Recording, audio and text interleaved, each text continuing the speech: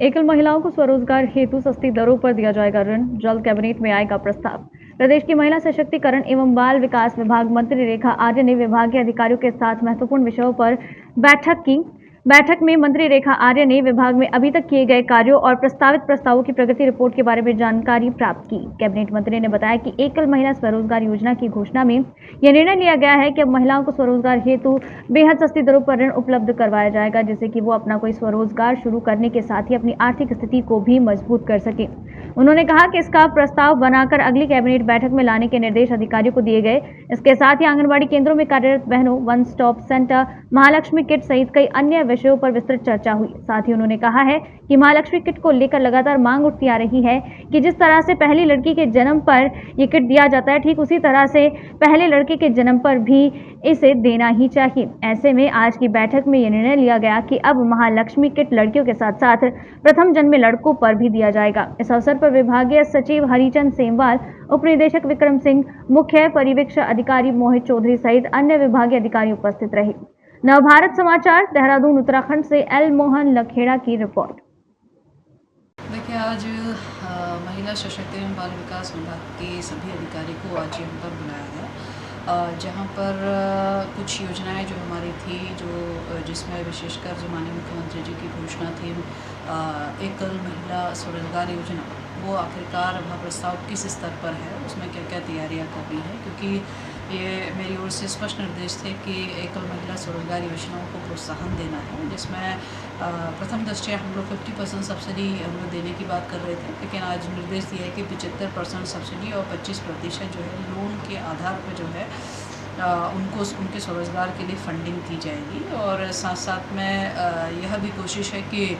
यह फंडिंग जो उनको हो तो वो बगैर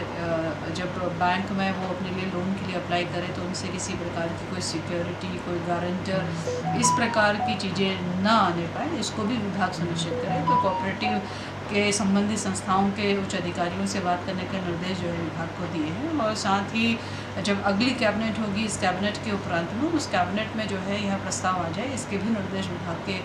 अधिकारियों को दिए हैं। इसके अतिरिक्त वन स्टॉप सेंटर हमारे विभाग में संचालित है, चूँकि वन स्टॉप सेंटर के कार्मिकों का विषय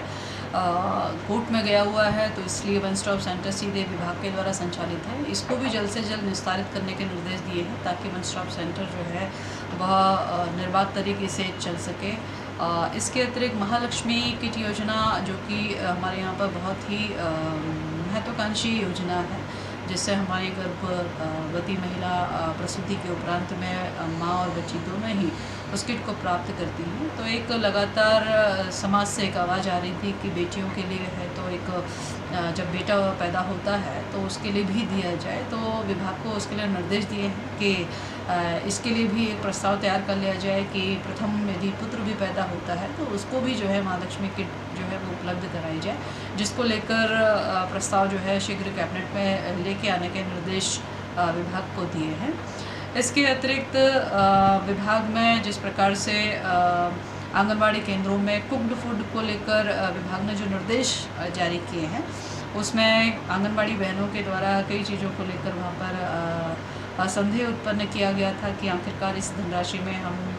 गेहूं का पिसाव कैसे होगा, या इतनी धनराशि में हम कुक्ड फूड कैसे बनाएंगे। उसके लिए भी विभाग के अधिकारियों से यहाँ पर परीक्षण किया गया है, तो यह पाया गया है कि लगभग जो करंट रेट है उसके अनुसार ही सब चीज़ों का जो है रेट निर्धारण किया गया है। चूँकि प्रति बच्चा 8 रुपये अनुमन्य है भारत सरकार की ओर से, तो उसी के अनुसार जो है विभिन्न प्रकार के जो उसमें फूड बनना है, उसके अलग अलग सेक्टर में, चाहे वो तेल का पार्ट हो, चाहे वो गैस का पार्ट हो, चाहे वो पिसाव का पार्ट हो, चाहे वो आटे को पीसने का पार्ट हो, तो ये सभी चीज़ों में पैसों का आवंटन जो है किया गया है। तो इसलिए यह कहना कि उसमें पैसे की धनराशि उन्हें कम पड़ेगी, ये उचित नहीं है। तो आज ये परीक्षण से जानकारी में आया है। और साथ ही आने वाले समय में आंगनबाड़ी बहनों को जो है उनके केंद्रों पर गैस चूल्हे की उपलब्धता के बारे में भी उन्होंने एक चिंता व्यक्त करी है। उसको लेकर भी भविष्य में कोशिश ये रहेगी कि माननीय मुख्यमंत्री जी के संज्ञान में देते हुए आने वाले समय में मुख्यमंत्री जी इस दिशा में जरूर मार्गदर्शन देंगे, क्योंकि हमारी ऐसे अभी 50% आंगनबाड़ी केंद्र हैं जहाँ पर अभी गैस चूल्हे की व्यवस्था नहीं हो पाई है, लेकिन विभाग संकल्पबद्ध है वहाँ पर गैस चूल्हे की व्यवस्था देने के लिए भी, और साथ ही आने वाले समय में जो है विभिन्न प्रकार के, चाहे वो DHR के रूप में हो, चाहे 3 से 6 वर्ष के फूड के रूप में बच्चों को देना हो, वो सभी चीज़ें जो है गैस चूल्हे के माध्यम से जो है उसकी आपूर्ति की जाएगी। इसको विभाग सुनिश्चित करेगा। तो आंगनबाड़ी बहनों के चिंतन का विषय से लेकर विभागीय योजनाओं में आ रही क्या क्या समस्याएं हैं अथवा और हमारी नई योजनाओं को लेकर हमारी क्या तैयारियां हैं, उसको लेकर बैठक की गई है, जिसके लिए स्पष्ट निर्देश दिए गए हैं और कार्य जो है वो समय पर पूर्ण करने के लिए भी विभाग को दिशा निर्देश दे दिए हैं।